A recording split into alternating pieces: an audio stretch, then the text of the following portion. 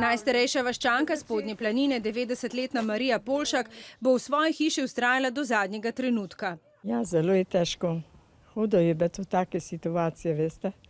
Človek je žalosten, ker čaka, da bo mogel na stara leta pa jeti.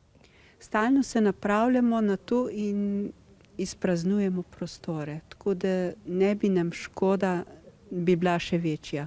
Njihove potrebe so danes preverili tudi delavci Centra za socialno delo. Nekako že ugotavljamo potrebe po psihosocialni pomoči, po pogovoru s temi ljudmi, zato da vejo, da niso ostali sami v teh stiskah, ampak da smo tukaj in da iščemo zanje ustrezno pomoč. Ti ljudje, ki so izseljeni, mogoče trajalo leto, predno bojo imeli spet stvari urejene.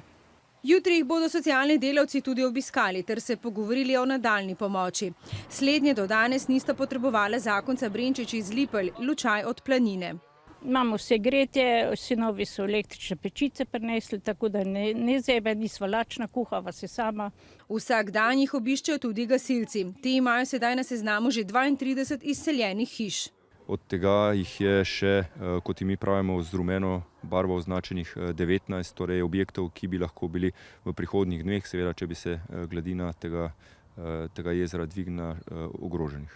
Tudi elektrika v Spodnji planini zaenkrat še ni ogrožena. Domačini pa morajo vodo v prehranske namene prekuhavati.